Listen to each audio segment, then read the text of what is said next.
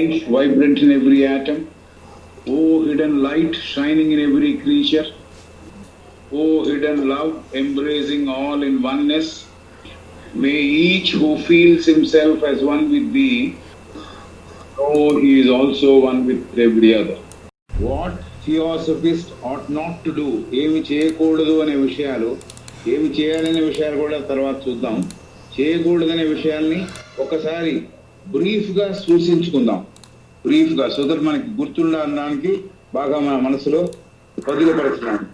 First thing ought not to do లో, no theosophist should be silent when he hears evil reports or slanders spread about the society or innocent persons, whether they వాటికి సరి అయిన నిరూపణలను చిక్కించుకొని తీసుకొని ఇంపార్షియల్గా రెండు వైపులా విని, రెండు పార్టీల ఒపీనియన్ విని, దాని తర్వాత ఒకవేళ అనుకుంటే ఆ విషయాన్ని అపోజ్ చేయకుండా వదిలేయడానికి మనసులో నిర్ణయించుకోవాలి. కానీ ఈ తొందరపడి ఒకరి వర్షన్ విని, లేకపోతే నిరూపణ లేని విషయాల్ని ఇంకొంతమందికి చేర్చే ప్రయత్నం థియోసఫిస్ట్ చేయకూడదు.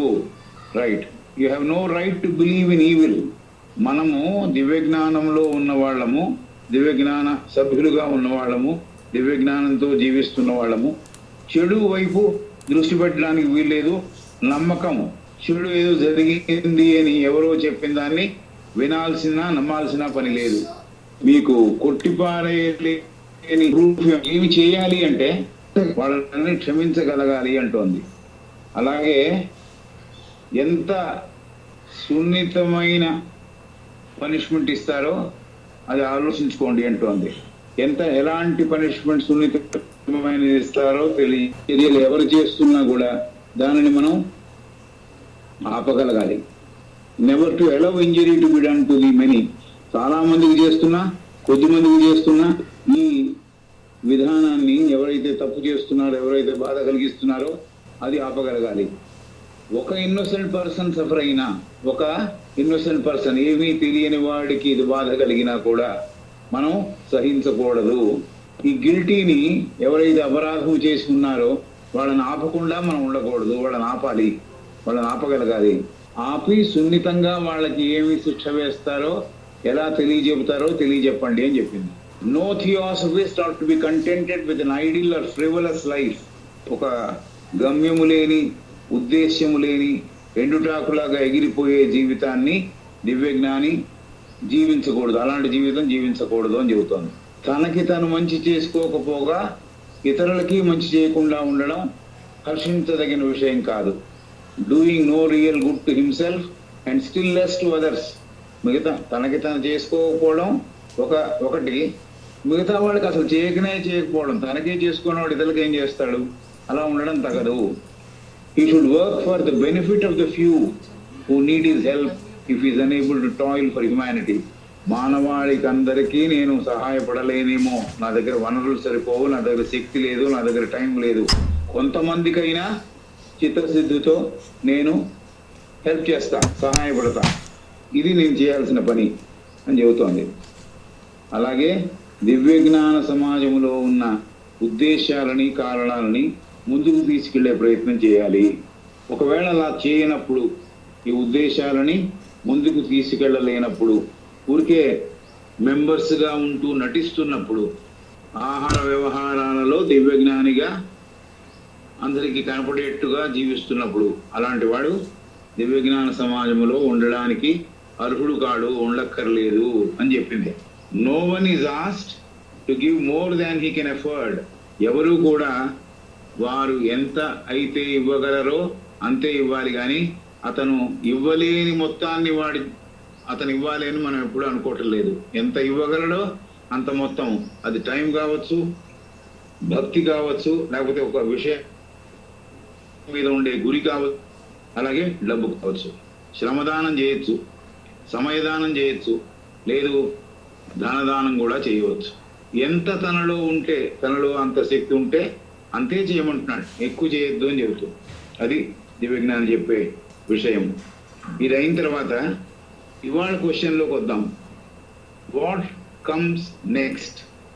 సరే, ఇవన్నీ చెప్పారు కదా, తర్వాత ఏమిటి జరుగుతుంది, ఏమిటి జరగాలి అని అడుగుతున్నాడు enquirer.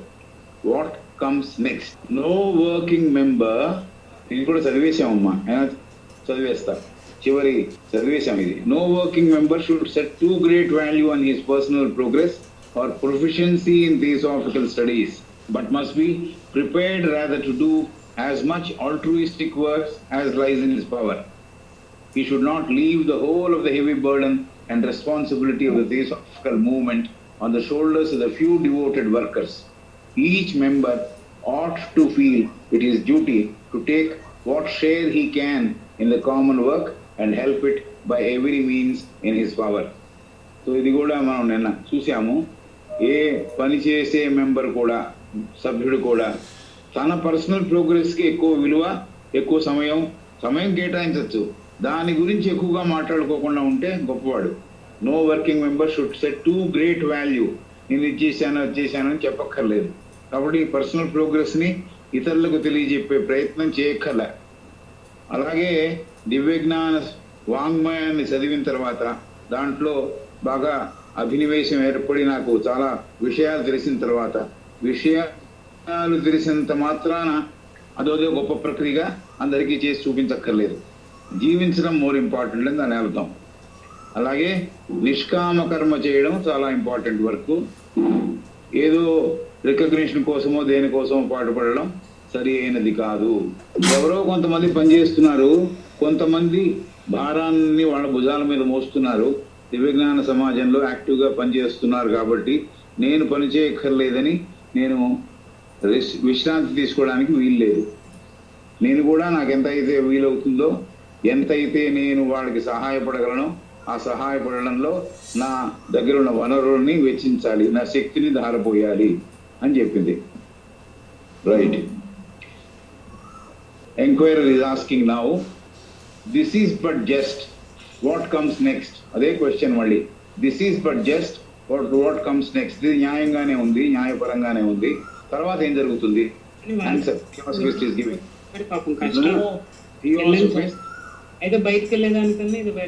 No theosophist should place his personal vanity or feelings above those of his society as a body. No theosophist should place his personal vanity or feelings above those of his society as a body. He who sacrifices the later or other people's reputations on the altar of his personal vanity, worldly benefit or pride ought not to be allowed to remain a member. No theosophist should place his personal vanity or feelings above those of his society as a body. ఏ దివ్యజ్ఞాని కూడా, member నుంచి దివ్యజ్ఞానిగా ఎదిగిన వాడు తన personal vanity, తన అహంభావాన్ని, తన అభిప్రాయాల్ని సమాజంలో ఉన్న అభిప్రాయాలు, సమాజ ఉద్దేశాల కన్నా ఎక్కువగా చేసి చూపించకూడదు. సమాజం ఎప్పటికైనా, దివ్యజ్ఞాన సమాజం అనేది గొప్పది. ఈ థియోసఫిస్ట్ అనేవాడు దాంట్లో మెంబరు.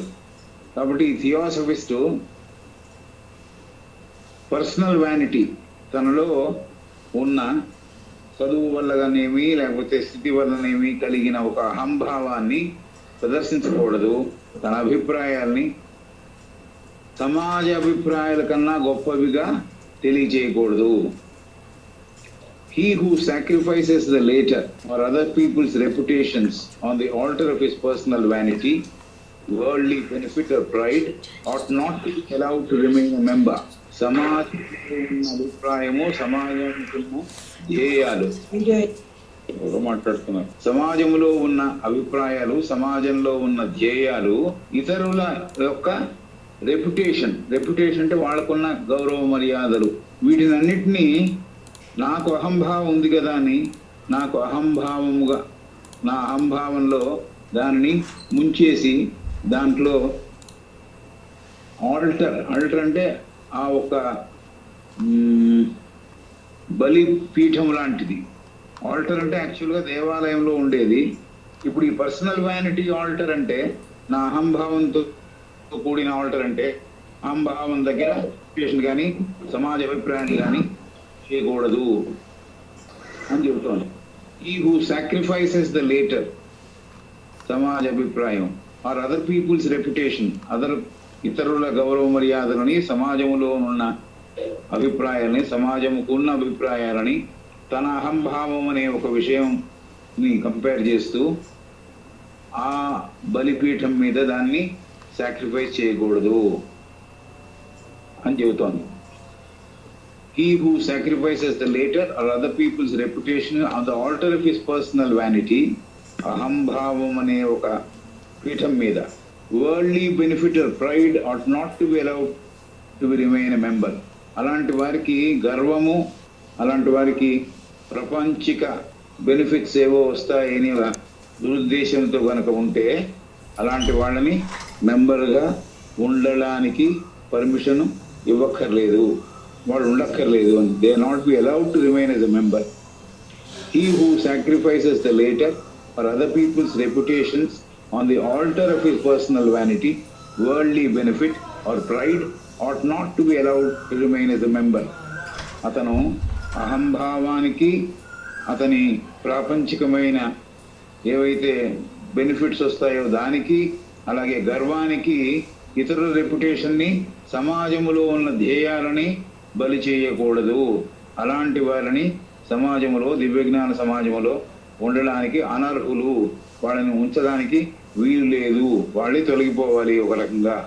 ఎందుకంటే వాళ్ళకి వాళ్ళ ప్రోగ్రెస్ ఇంపార్టెంట్, వాళ్ళ అభిప్రాయాలే ఇంపార్టెంట్, వాళ్ళ అనుకుంటున్నదే ఇంపార్టెంట్. కాబట్టి ఈ సమాజం అందరి కోసం పనిచేసే సమాజం కాబట్టి, అందరి వెల్ఫేర్ కోసం పనిచేసే సమాజం కాబట్టి, ఇండివిజువల్గా తన గర్వము, తన అహంభావము, తన అభిప్రాయాలు, వీటిని ఇతరుల యొక్క గౌరవ మర్యాదల్ని కానీ, సమాజంలో ఉండే ధ్యేయాల్ని కానీ, తన గర్వానికి కానీ, తన దగ్గర ఉన్న ప్రాపంచిక విషయాలలో తనకున్న మోహము వాటితో కానీ, వీటిని ఉపయోగించుకొని సమాజ ధ్యేయాల్ని, ఇతరుల యొక్క గౌరవ మర్యాదల్ని సాక్రిఫైస్ చేయకూడదు, బలి తీసుకోకూడదు.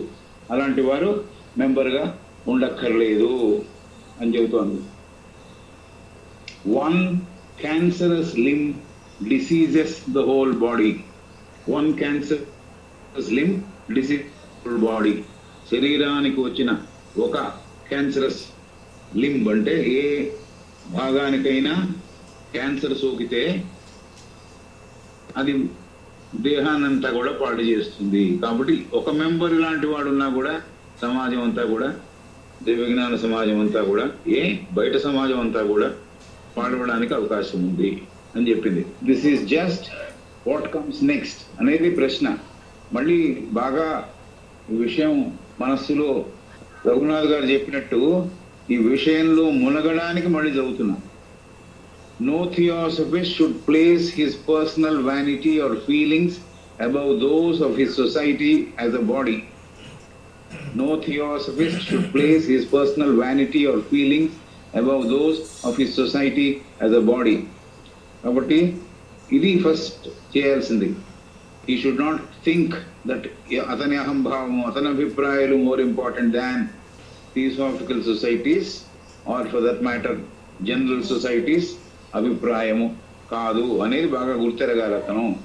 He who sacrifices the later or other people's reputations on the altar of his personal vanity, worldly benefit or pride ought not to be allowed to remain a member. ఎవరైతే ఇతరుల గౌరవాన్ని, సమాజ ధ్యేయాల్ని తమ అహంభావంతో, తమకున్న గర్వంతో, తమకున్న ప్రాచీన సంపదకి లేకపోతే బెనిఫిట్స్ ఏవైతే వచ్చాయో వాటిని చూసుకొని ఈ ఇతరుల రెప్యుటేషన్ కానీ, సమాజ ధ్యేయాల్ని కానీ బలి చేయకూడదు వారు.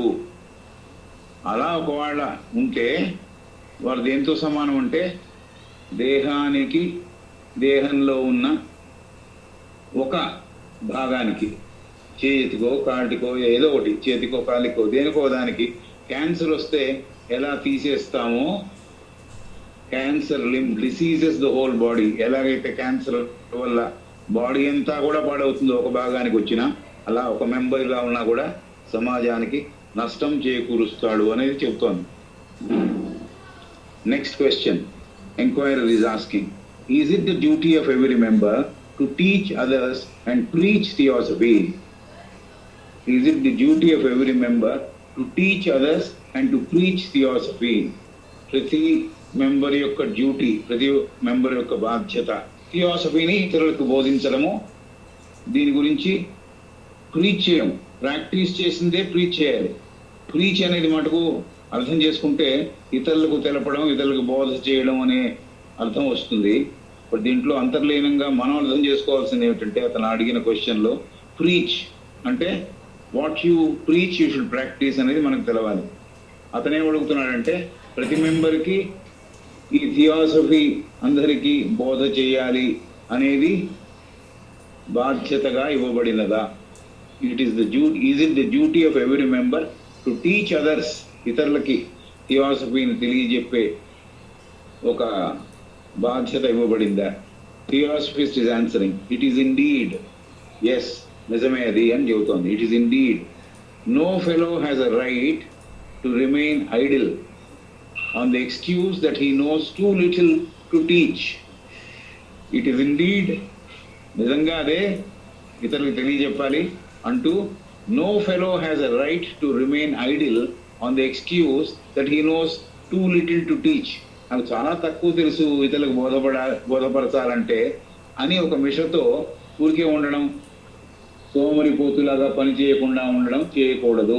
సమాజంలో ఉన్న సభ్యులందరూ పనిచేయాలి, సమాజంలో ఉన్న వాళ్ళందరూ కూడా తమకు తెలిసిన మేర ఇతరులకు తెలియజెప్పాలి అనే విషయం చెబుతోంది. No fellow of theosophical society అని కొంతమంది వాళ్ళ పేర్ల తర్వాత రాసుకుంటారు, FTS అని, ఫెలో ఆఫ్ రాయల్ సైన్స్ అని, అలాగా FTS అని కూడా రాసుకుంటారు. కాబట్టి ఇక్కడ no fellow has a right to remain idle, no member అని కూడా అర్థం చేసుకోవచ్చు.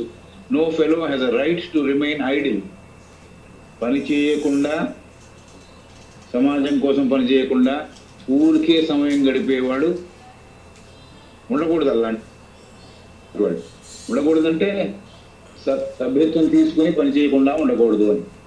On the excuse that he knows too little to teach. ఏమిటదని కారణము? ఇతరులకి చెప్పకుండా ఉండడానికి, నాకు చాలా కొద్ది తెలుసండి కాబట్టి నేనేం చెప్తాను అంటున్నాడు అనమాట. ఎంత కొద్దిగా తెలిసినా, ఎంత బాగా తెలిసినా అది నీ జీవితంలో భాగం అయితే ఇతరులకి చెప్పచ్చు, చాలా జాగ్రత్తగా వాళ్ళకి అర్థమయ్యే రీతిలో తెలియజెప్పచ్చు. For he may always be sure that he will find others who know still less than himself. For he may always be sure that he will find others who know still less than himself. ఎందుకు ఎంత కొద్దిగా తెలిసినా ఇతరులకి చెప్పడం అనేది? ఎందుకంటే తనకి ముందుకు వెళుతున్న కొద్ది తనకి తనకన్నా తక్కువ తెలిసిన వాళ్ళు కూడా ఉన్నారని, తనకన్నా ఈ సభ గురించి తెలిసిన వాళ్ళు ఇంకా ఉన్నారు, తక్కువ తెలిసిన వాళ్ళు అనేది తెలుస్తుంది. కాబట్టి far he may always be sure that he will find others who know still less than himself. తనకు తెలిసిన దానికన్నా కూడా ఇంకా తక్కువ తెలిసిన వాళ్ళు తప్పకుండా ఉన్నారు అనేది ఆ విషయం తనకు అర్థం అవుతుంది. కాబట్టి and also it is not until a man begins to try to teach others that he discovers his own ignorance and tries to remove it. And also it is not until a man begins to try to teach others that he discovers his own ignorance and tries to remove it. ఇది కాకుండా ఇతరులకి బోధపడుతున్నప్పుడు నాకు ఈ విషయం ఎంత బాగా బోధపడలేదు అనే విషయం కూడా నాకు అర్థమవుతుంది. కాబట్టి నాకు ఈ విషయం గురించి అవగాహన పూర్తిగా లేదు, ఇగ్నోరెన్సే ఉంది, నాలెడ్జ్ లేదనే విషయం కూడా ఇతరులకు టీచ్ చేసేప్పుడు నాకు బాగా తెలుస్తోంది. కాబట్టి కూడా ఇతరులకు టీచ్ చేసే ప్రయత్నం చేయాలి. ఆ ప్రయత్నంలో నాకు ఏది తెలవదో నాకు తెలుస్తుంది. And also it is not until a man begins to try to teach others that he discovers his own ignorance and tries to remove it. Ignorance ఉంది అని తెలుసుకున్నాడు కాబట్టి, విషయ లోపం ఉంది అని తెలుసుకున్నాడు కాబట్టి, విషయాలు ఇంకా సేకరించాల్సిన అవసరం ఉంది అని తెలుసుకున్నాడు కాబట్టి ఆ విషయ సేకరణ చేయడం, దాని మీద దృష్టి పెట్టడం, మనసు పెట్టడం, దాని సారాన్ని గ్రహించడం, ఇవన్నీ చేస్తాడు. కాబట్టి ఇతరులకి బోధించడం అనేది చాలా అవసరము అని చెప్పింది. But this is a minor clause అంటుంది. ఇది ఒక మైనర్ క్లాస్, ఒక చిన్న విషయం మాత్రమే. మీరు చెప్పిన ఇందాక పట్టిక, క్లాజెస్ ఉన్నాయని చెప్పారు కదా, అనుబంధమైన విషయాలు ఆ దివ్యజ్ఞాన సమాజంలో రూల్స్ పట్టికలో ఉన్నవి. ఇది ఒక మైనర్ క్లాస్, చిన్న విషయం ఇది అని. చిన్న విషయం ఏమిటి? బాగా సీరియస్గా తీసుకుంటే మనం చేయాల్సిన ముఖ్యమైన పని ఏమిటంటే, మనకి ఎంత తెలిస్తే అంత ఇతరులతో పంచుకునే ప్రయత్నం చేయాలి అని చెప్పింది.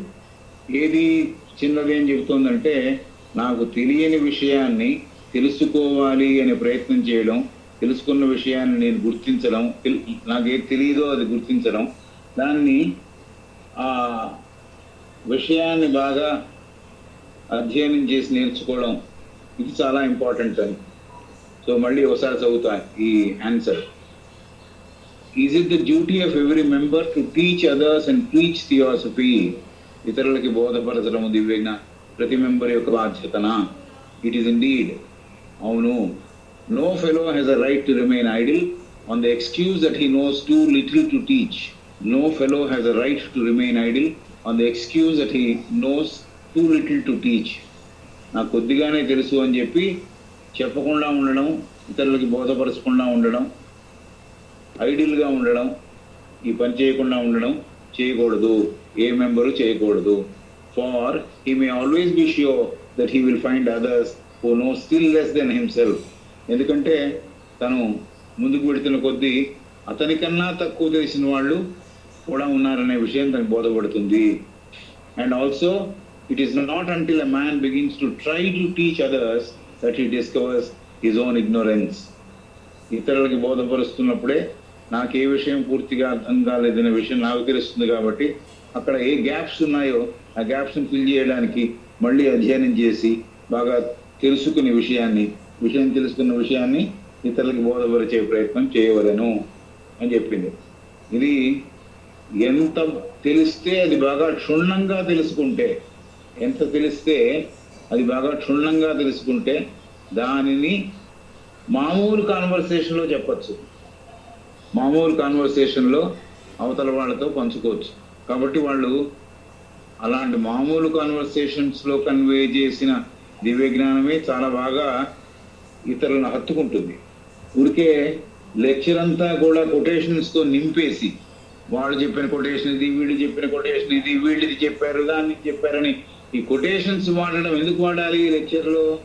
నేను చెప్పే విషయానికి బలం చేకూర్చాలి అంటే కొటేషన్ వాడాలి. ఎవరో చెప్పిన విషయాన్ని కూడా బెసెంట్ కూడా ఇది చెప్పింది, బ్లాస్కి కూడా ఇదే విషయం చెప్పింది అనే ఒక విధానంలో కొటేషన్ వాడాలి తప్ప అరగంట దాంట్లో 40 కొటేషన్స్ వస్తే అది లెక్చర్ అనిపించుకోదు. ఇది ఎందుకు చెబుతున్నానంటే, మనకి తెలిసిన కొంతే ఉన్నా కూడా ఆ కొంత విషయాన్ని, ఆ కొద్ది విషయాన్ని మన భాషలో మనకి తెలిసిన లాంగ్వేజ్లో ఇతరులకి మామూలు కాన్వర్సేషన్లో కనుక తెలియజెప్పితే అది బాగా హత్తుకుంటుంది. కాబట్టి మనం మాట్లాడేటప్పుడు, సత్సంగం చేస్తున్నప్పుడు, లేకపోతే 4-5 కూర్చొనే మాట్లాడుతున్నప్పుడు చాలా ఈజీ మాటలతో అవతల వాళ్ళకి అర్థమయ్యేటట్టుగా చెప్పే ప్రయత్నం చేయొచ్చు. ఇన్ఫ్యాక్ట్ ఒకవేళ లెక్చర్ ఇస్తున్నా కూడా లెక్చర్ కూడా ఈజీగానే ఉండాలి. మనం రాసే రాత కూడా ఈజీగానే ఉండాలి. రాసే రాత చాలా గ్రాంధికమైన లాంగ్వేజ్ ఇస్తున్నాను, రాయగలను అని చూపించుకోవడానికే, విషయం అర్థం అవడానికే. ఏది ఇంపార్టెంట్, ఇది బాగా మనం గుర్తెరిగి చేయాలి అనేది దీంట్లో చెప్పకనే చెప్పిన సత్యం.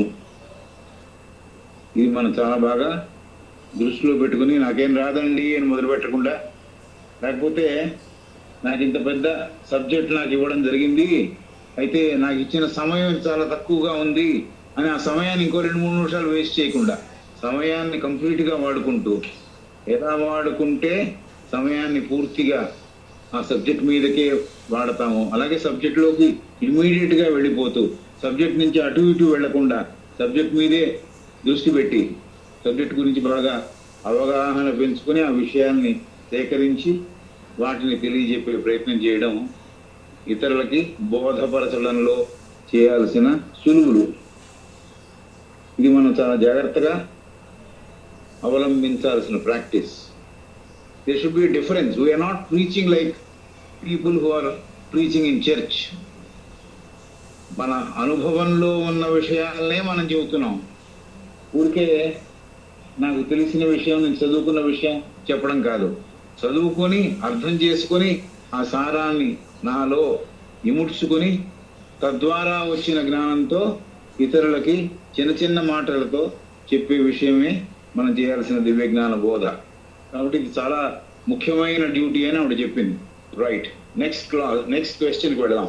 Enquiry is asking, what do you consider then to be the chief of these negative theosophical duties? What do you consider then to be the chief of these negative theosophical duties? మీరు చెప్పారు కదా list, negative list చెప్పారు. Theosophist ఏం చేయకూడదో దాంట్లో ప్రధానమైనది ఏది, దాంట్లో ముఖ్యమైనది ఏది అని అడుగుతున్నాడు. What do you consider then to be the chief of these negative theosophical duties? దివ్య జ్ఞానం చేయకూడదు అనే విషయాలలో ముఖ్యమైనది ఏది? ఎందుకంటే ఇది మైనర్ క్లాజ్ అని పైన ఒక మాట, ఒక వాక్యం వదిలింది కాబట్టి, ఒక వాక్యం చెప్పింది కాబట్టి ఈ క్వశ్చన్ వేస్తున్నాడు ఆయన. దానికి ఆన్సర్ చెబుతోంది theosophist. To be ever prepared to recognise and confess one's faults. But ఇది మనం to be ever prepared to recognise and confess one's faults, సంసిద్ధతతో ఉండడం. దేనికి? నాలో ఉన్న తప్పుల్ని ఒప్పుకోవడానికి. నాలో తప్పుల్ని గ్రహించడం ఒకటి, దాన్ని పర్వాలేదులే అని తోసేయకుండా గ్రహించడం ఒకటి, ఈ మాత్రం తప్పు నాలో ఉండొచ్చు అనుకోకుండా గ్రహించడం ఒకటి, ఆ గ్రహించుకోవడం అది చాలా గొప్ప విషయం అని చెబుతోంది. To be ever prepared to recognise and confess one's faults. తప్పుల్ని గుర్తిరగాలి. ఆ మాటకి నువ్వు ప్రతిధ్వనిగా మారక్కర్లేదు, అంటే దాన్ని ప్రచారం చేయక్కర్లేదు. nor harbor revenge against those who happen to injure you, or harbor revenge against those who happen to injure you.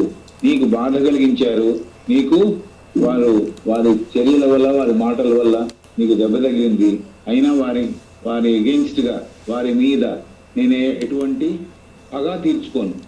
Revenge అంటే పగ తీర్చుకోను, వారి ఎడ ప్రేమ కలిగే ఉంటా. ఎందుకంటే కొన్నిసార్లు కొన్ని మాటలు పడినందువల్ల, మౌనంగా పడినందువల్ల మన కర్మ తొలగిపోతుంది.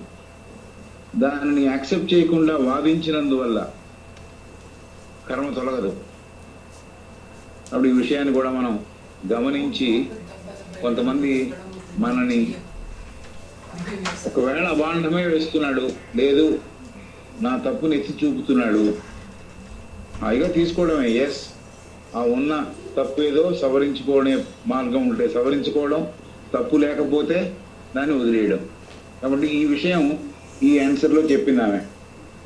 To be ever prepared to recognise and confess one's faults. మళ్ళీ చదువుతున్నాను ఎందుకంటే చాలా ముఖ్యమైన విషయాలు ఇవి. ఇవాళ చదివిన విషయాలన్నీ కూడా దైనందిన జీవితంలో మనకి పనికొచ్చే విషయాలు కాబట్టి మళ్ళీ ఇంకోసారి వీటిని చదివే ప్రయత్నం, అర్థం చేసుకునే ప్రయత్నం, నేను అర్థం చేసుకునే ప్రయత్నం నేను చేస్తున్నా, మీకు కూడా పనికొస్తుందని నేను అనుకుంటున్నా. What do you consider then to be the chief of these negative theosophical duties? ప్రధానమైన దివ్యజ్ఞానికి ఉండాల్సిన నెగటివ్స్ లో ప్రధానమైనది ఏమిటి అంటే దానికి ఆన్సర్ చెబుతోంది. To be ever prepared to recognise and confess one's faults. నా తప్పులు నేను గుర్తించడము, ఒప్పుకోవడము నేను చేయాల్సిన పని. To rather sin through exaggerated praise than through too little appreciation of one's neighbour. నప్పున్న వాడి పనులలో నాకు నచ్చిన విషయాన్ని జెన్యూన్ గా అప్రిషియేట్ చేయగలను నేను చేయాల్సిన పని. అనవసరంగా అతిశయంతో అవతల వాడిని ప్రేస్ చేయాల్సిన విషయం లేదు. అలా అతిశయంతో ప్రేస్ చేసినందువల్ల పాపమే వస్తుంది.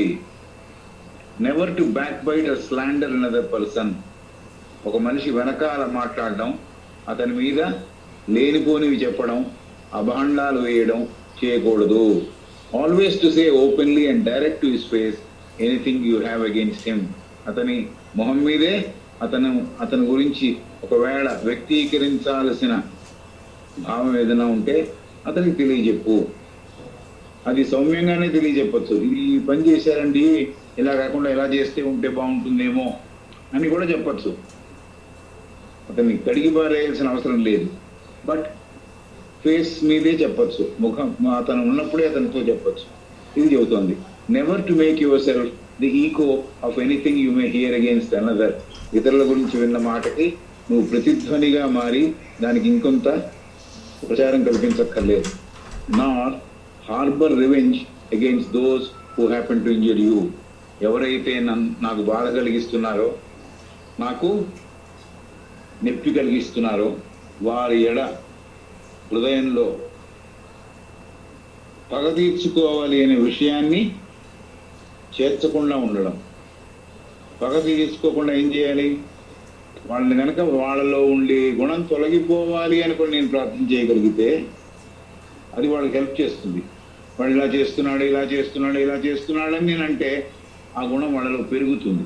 కాబట్టి వారిలో ఉన్న విషయం తొలగవలే అని నేను కనుక సంకల్పం చేసి ఆ సంకల్పం వారి దగ్గరికి పంపిస్తే ఆ విషయం వాళ్ళకి బెనిఫిట్గా మారుతుంది, బెనిఫిషియల్గా మారుతుంది, వారికి దోహదపడుతుంది.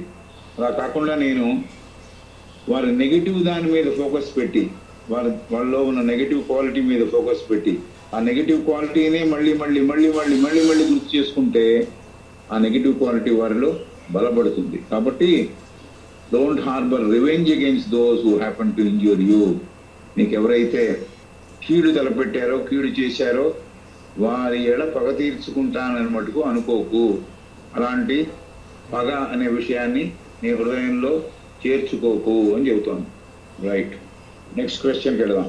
Enquiry is asking, but it is often dangerous to tell people the truth to their face. But it is often dangerous to tell people the truth to their face. Do you not think so? I know of one of your members who was bitterly offended, left the society, and became its greatest enemy, only because he was told some unpleasant truths to his face and was blamed for them.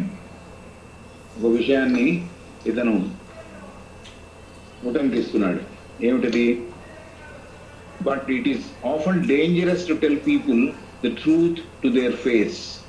వాళ్ళ ముఖం మీద వాళ్ళకి తెలియజెప్పడం, వాళ్ళలో ఉండే విషయం కానీ వాళ్ళు చెప్పాల్సిన నాలో ఉన్న విరుద్ధమైన భావాన్ని కానీ చెప్పడము అది అపాయంతో కూడిన పని కాదా అంటున్నాడు ఈయన. Do you not think so? అలా మీరు అనుకోవటం లేదా? ఎందుకంటే I know of one of your members was bitterly offended, left the society. I know one of your members was bitterly offended, left the society. మీ సమాజంలో ఇలాగా ఎవరైతే ముఖం మీద చెప్పారో అతను బాధపడి మీ సొసైటీని వదిలిపెట్టి వెళ్ళిపోయాడు. And became his greatest enemy. ఈ సొసైటీకి అతను విరోధిగా మారాడు. Only because he was told some unpleasant truths to his face. అతనికి నచ్చని, సంతోషము కలుగు చేయని విషయాలు అతని మొహం మీద చెప్పినప్పుడు అతనికి నచ్చలేదు. అలాగే అతన్ని బ్లేమ్ చేసినప్పుడు, అతని మీద నేరాలు మోపినప్పుడు, ఏవో మాటలు అన్నప్పుడు అతనికి నచ్చలేదు. అతని సమాజం నుంచి బయట వెళ్ళిపోవడమే కాకుండా అతను విరోధి అయ్యాడు అని చెప్తున్నాడు ఈయన ప్రశ్న వేసి. ఆయన he was faced is answering, of such we have had many. అలాంటి వారు చాలా మంది ఉన్నారు మా దగ్గర, మేము మా ఎక్స్పీరియన్స్లో అని చెబుతాను. Of such we have had many. No member whether prominent or insignificant has ever left us without becoming our bitter enemy. No member whether prominent or insignificant has ever left us without becoming our bitter enemy.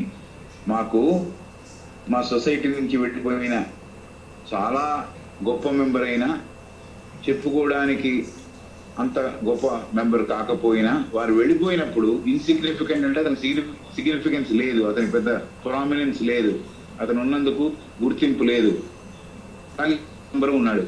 వీళ్ళిద్దరిలో ఎవరు వెళ్ళిపోయినా కూడా బయటికి వెళ్ళిన తర్వాత వాళ్ళు చాలా bitter, చేదు అనుభవంతో కూడిన వారుగా ఉన్నారు కాబట్టి, వాళ్ళకి చేదు అనుభవం అని అనుకున్నారు కాబట్టి వాళ్ళు శత్రువులుగా మారారు. బిట్టర్ ఎనిమీ అంటే ఎనిమీలో ఈ బిట్టర్నెస్ బాగా ఉంది. వాళ్ళంటే మంచివాళ్ళు కాదు, వాళ్ళని ఇలా చేశారు అనే ఒక చేదు అనుభవాలతో రంగరించి ఉన్న ఎనిమి ఉన్నాడు అని. అలాగా మారారు వాళ్ళు. వాళ్ళు గొప్పవాళ్ళు అయిండొచ్చు మెంబర్గా, లేదు ఏవి సిగ్నిఫికెన్స్ లేనివారు, గుర్తింపు లేనివారు, వారి ఎడ పెద్ద ఎవరు అటెన్షన్ పే చేయలేదు. అలాంటి వాళ్ళు విడిపోయినప్పుడు కానీ, గుర్తింపు ఉన్నవారు విడిపోయినప్పుడు కానీ, ఇది మాకు చాలాసార్లు జరిగింది, ఇదేమి కొత్తదేం కాదు. Of such you have had many. ఇలాంటి బయటికి వెళ్ళిపోయి ఎనిమిది లేని వాళ్ళు చాలా మంది ఉన్నారు, విరోధులైన వాళ్ళు చాలా మంది ఉన్నారు. No member whether prominent or insignificant has ever left us without becoming our bitter enemy. బద్ధశత్రువు అయిపోయాడు బయటికి వెళ్ళి అని, బద్ధశత్రువు అయ్యాడు బయటికి వెళ్ళి. సో ఇలాంటి చాలాసార్లు జరిగింది అని చెబుతాను. కాబట్టి ఈ విషయం మాకు కొత్త ఏం కాదని చెబుతాం. How do you account for it? దీనికి సమాధానం ఏమిటి? ఎలా మీరు దీన్ని వివరిస్తారు? How do you account for it? ఇది జరిగిందని మీరు ఒప్పుకుంటున్నారు కదా, దీన్ని ఎలా మీరు వివరిస్తారు అని అడుగుతున్నాడు. Theosophist is saying, it is simply this: having been, in most cases, intensely devoted to the society at first, and having lavished upon it the most exaggerated praises, the only possible excuse such a backslider can make for his subsequent behavior and past short-sightedness is to pose as an innocent and deceived victim, thus casting the blame from his own shoulders onto those of the society in general and its leaders especially. Interpret the sentence. How do you account for it? It is simply this. Simple ga ఇంతేనయ్యా విషయం అని చెబుతూ, having been in most cases intensely devoted to the society. వీళ్ళలో చాలా మంది చాలా ఉద్విగ్నమైన భక్తితో ఈ సొసైటీలో ఉన్నారు. ఈ ఆశయాల పట్ల భక్తి, విజ్ఞాన సమాజం అంటే ఒక గురి కలిగిన వాళ్ళే ఉన్నారు. ఎట్ ఫస్ట్, మొదట్లో వాళ్ళకి అలాగే ఉండింది. And having lavished upon it the most exaggerated praises. కాబట్టి సొసైటీ మీద కూడా వారు చాలా లావిష్గా, అంటే చాలా ఎక్కువగా, అవసరం ఉన్నా లేకపోయినా లావిష్గా ఖర్చు పెడుతున్నాడు. అంటే ఏమిటి? అవసరం ఉన్నా లేకపోయినా కూడా ఖర్చు పెడుతున్నాడు చూపించుకోవడానికి, తన దగ్గర డబ్బు ఉన్నదని చూపించడానికి. అలాగే లావిష్గా ప్రైజ్ చేశారు సొసైటీని, ఈ సమాజాన్ని.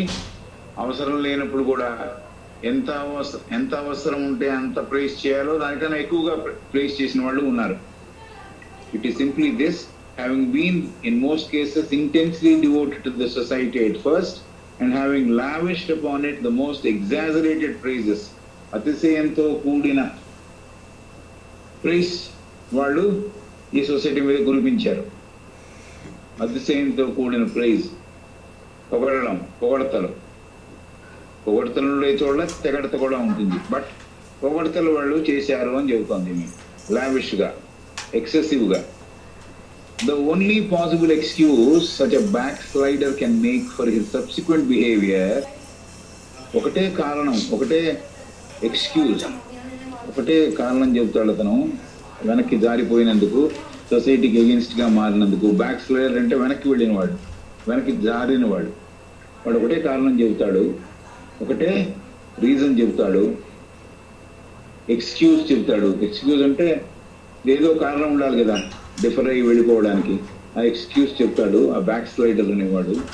Can make for his subsequent behaviour, తర్వాత తనలో వచ్చిన మార్పు, తన ప్రవర్తనలో వచ్చిన మార్పుకి కారణం ఏమిటి అంటే, అండ్ పాస్ట్ షార్ట్ సైటెడ్నెస్, అంతకుముందు దూరదృష్టితో చూసి అలవాటు చేసుకోలే. షార్ట్ సైటెడ్, ఇమీడియట్గా వచ్చే బెనిఫిట్ ఏముందో దానికోసం పనిచేశాడు.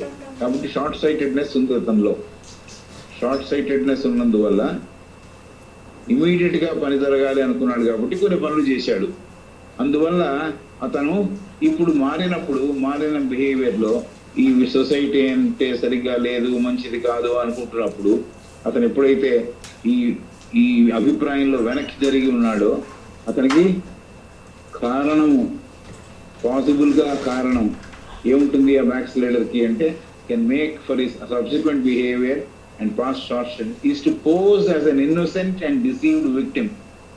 ఏమిగా చూపిస్తాడు తన్ని అంటే, ఎలా చూపించుకుంటాడు తన్ని అంటే, అతను చాలా ఇన్నోసెంట్, ఏమీ తెలియని వాడు, ఏ నేరము చేయని వాడు, అయినా అతనికి శిక్ష పడింది అనే ఒక విధానాన్ని అందరికీ తెలియజెప్పే ప్రయత్నం చేస్తాడు. Is so innocent, so people simply have to believe that he is innocent. అలా అందరికి ప్రచారం చేస్తాడు. Is too innocent and deceived victim. అతన్ని మోసం చేసి అతన్ని ఆ స్టేట్ లోకి తోశారు అని, విక్టిమ్ అయ్యాడు అని. విక్టిమ్ అయ్యాడు అంటే బాధింపబడ్డాడు.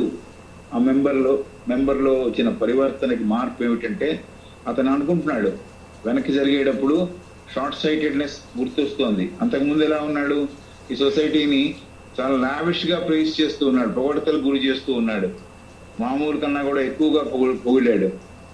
అలా ఉంటున్నవాడు, భక్తితో ఉన్నవాడు కూడా అతను కొన్ని తప్పులని నిర్ద్వంద్వంగా అతని మొహం మీద చెప్పినప్పుడు అతను ఏమంటున్నాడంటే, వెనక్కి జరిగిపోతూ, నేను చాలా ఇన్నోసెంట్, నాకేమీ దీంతో సంబంధం లేదు, అనవసరంగా నన్ను దీంట్లో ఇరికించారు అన్నట్టుగా అనుకుంటూ, ఇన్నోసెంట్ గా ఉన్నాను అనుకుంటూ, అండ్ డిసీవ్డ్ విక్టిమ్, నన్ను మోసం చేశారు వీళ్ళందరూ, మోసం చేసినందువల్ల నేను ఈ స్థితికి దిగజారాను లేకపోతే పడిపోయాను అని అందరికీ తెలియజెప్పే ప్రయత్నం చేస్తాడు అని.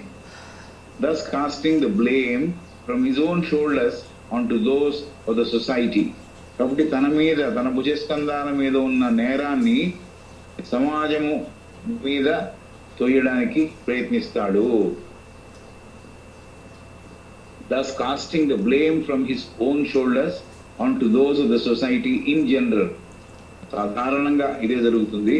తన మీద ఉన్న నేరాన్ని సమాజం మీదకి నెట్టే ప్రయత్నం చేస్తారు. నాకేమీ తెలియదు, నేను ఇన్నోసెంట్, నన్ను అనవసరంగా విక్టిమ్ చేశారు, నన్ను వాళ్ళు తప్పు చేసిన వాళ్ళుగా పరిగణించి నన్ను దాంట్లోంచి తప్పించారు అనే ఫీలింగ్ అతనికి రావచ్చు.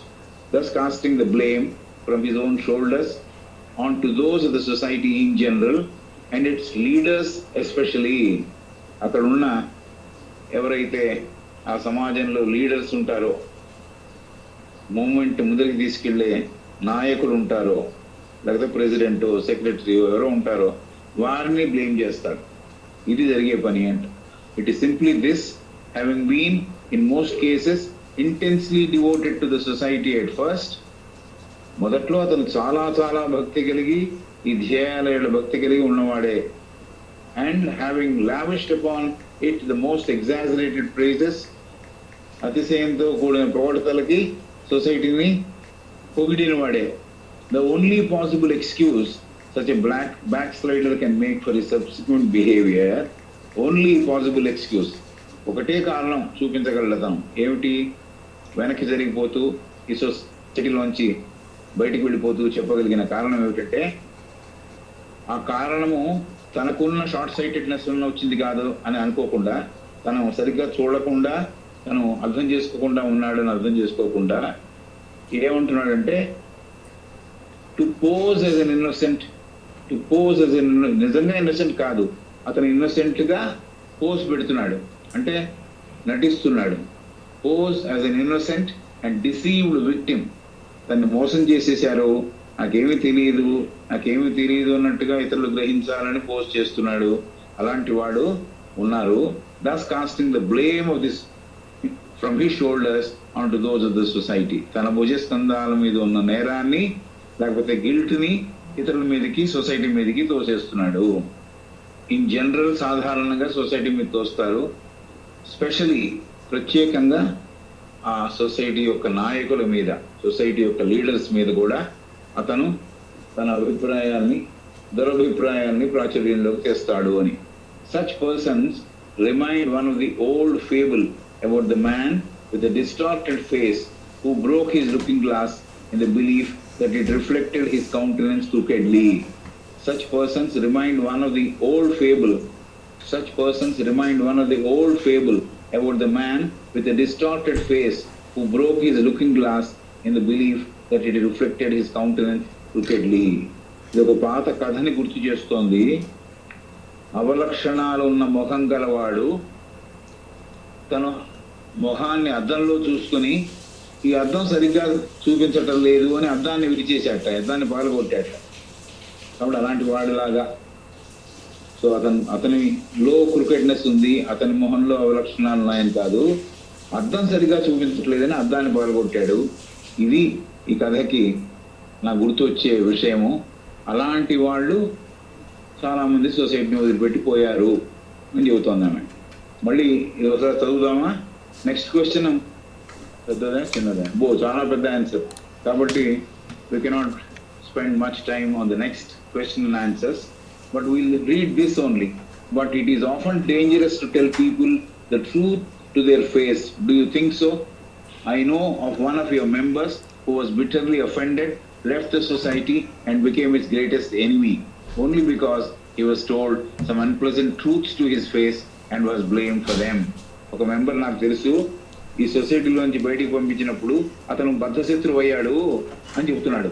ఎందుకంటే కొన్ని unpleasant truths are always bitter. Unpleasant truths అతనికి చెప్పినందువల్ల, అతని మీద నేరం మోపినందువల్ల అతను బయటికి వెళ్ళి బద్ధశత్రువు అయ్యాడు. Of such we have had many. అలాంటి వాళ్ళు చాలా మంది ఉన్నారు అని ఇవి చెప్పింది. No member whether prominent or insignificant has ever left us without becoming our bitter enemy. ప్రాముఖ్యం ఉన్న మెంబర్ కానీ, ప్రాముఖ్యత లేని మెంబర్ కానీ ఈ సొసైటీని వదిలిపెట్టినప్పుడు బద్ధశత్రువే అయ్యాడు. దీన్ని ఎలా వివరిస్తారు, ఎలా అర్థం చేసుకుంటారు? It is simply this: having been in most cases intensely devoted to the society at first and having lavished upon it the most exaggerated praises. So మొదట్లో గురి కలిగిన వాడే, సొసైటీ అంటే, ధ్యేయాలంటే గురి ఉన్నవాడే చాలా అపరిమితంగా పొగడ్తలు సొసైటీ మీద నింపిన వాడే. అయితే అతను వెనక్కి జారిపోవడానికి గల ఒకటే ఒక కారణం ఏమైంటుందంటే, అతను సరిగ్గా చూడడం నేర్చుకోలేదు. షార్ట్ సైటెడ్నెస్తో చూశాడు. తన దగ్గరగా ఉన్నవే నిజం అనుకున్నాడు. సరి అయిన అవగాహనతో, లోచూపుతో చూడలేదు. కాబట్టి అలాంటి సందర్భంలో పడ్డాడు. అతను ఇంకా ఏమి ప్రూవ్ చేద్దాం అనుకుంటాడంటే, he wants to pose as an innocent and deceived victim. తనకి చాలా తనని మోసం చేశారు అని, మోసం చేసి దాన్ని ఇరికించారని, అలాగే చాలా ఇన్నోసెంట్ అని, ఏవి విషయము అతనికి తెలియదని, అతను తప్పు చేయలేదని అందరికీ చెబుతూ ఉంటాడు అని. ఇతను జనరల్గా తన మీద ఉన్న ఈ నేర భారాన్ని సొసైటీ మీద సాధారణంగాను, ఆ సొసైటీలో ఉన్న లీడర్స్ మీద ప్రత్యేకంగాను పడేస్తూ ఉంటాడు. దీనికి ఒక కథ గుర్తొస్తుంది. ఆ కథ ఏమిటంటే, ఒక మనిషికి సరి అయిన లక్షణములు గల మొహం లేనప్పుడు, అద్దంలో చూసుకున్నప్పుడు అవలక్షణాలు అద్దం చూపిస్తున్నప్పుడు అద్దం యొక్క ఫాల్ట్ అనుకొని అద్దాన్ని విరగ్గొట్టిన వాళ్ళలాగా ఉన్నాడు ఇతను. కాబట్టి క్రికెట్నెస్ నా ఫేస్లో ఉంది, అద్దంలో కాదు అని చెబుతాను.